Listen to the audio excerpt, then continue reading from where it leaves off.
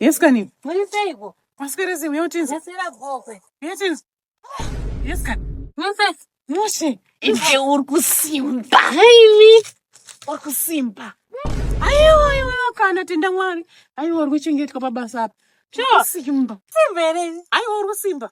Ayo papa basa pari kuvuma. Sure. Bodi yako kutonge bodoro kudai. Nema. Ayo kana ayo urkusimba. Ko. Izvi munovumidzwa here kuti? Tombovhumidziwa. Asi kwa munhu ngena tongozviba umozotisira. Kamukarati mwana mukarati weya. Ndakakanwa chingotenga. Onde pakenda? Ndakakanwa chingotenga. Kamanya tani kwangoti zviwa chingotenga. Avatombotaura. Avatori songo. Soko avatori. Kuti zvingani? Kupa matosera. Ndopangu mashoko. Ngakatengera kwamaikenda vanouya nezvinhu. Vakauya nazvo asi ndakati zvokotori hapana matomasi nemacucumber.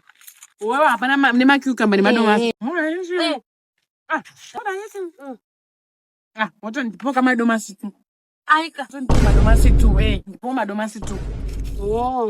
Tuche. Aiwa, tutora yeni. Tuche arikani ngotora ari 3.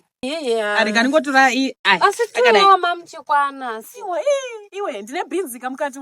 Ne beans dzekuti dzitonyatsoda domasi zvekuti ndichatozokuisirawo kana unodawo here beans kana wajaira zvechirungu. Kuba kwengu. Yangu ndokudya nje. Mulungu wangu here. Atombodikana zvinhu. Zobva mara ina akumbiri. Unomwa here. Kumwe futi.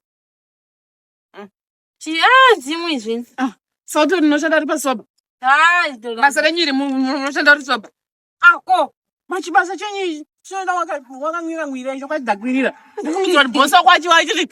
Apa hapana kuchena apa hapana kuchena wabika mbonzo wazodiwa zari muza ndoda uri soba. Iwe unosindira iwe wajuta kudzidza kujuta. Sira zvidi uri soba. Dzakagara jutei. Ukapopoterwa pepe wobvono wanda wobvono kuti jutei. Ndeuti usaite makwindi. Iyi manje ndonokubatsira usakwindi mare. Chunza tiri kuonekwa nevanhu. Mukuti hamuchijuta muchi. Alright. Kana uchimwa unofanira kufukura hapa. Usati zveshe zvauri mamirira zvakaita.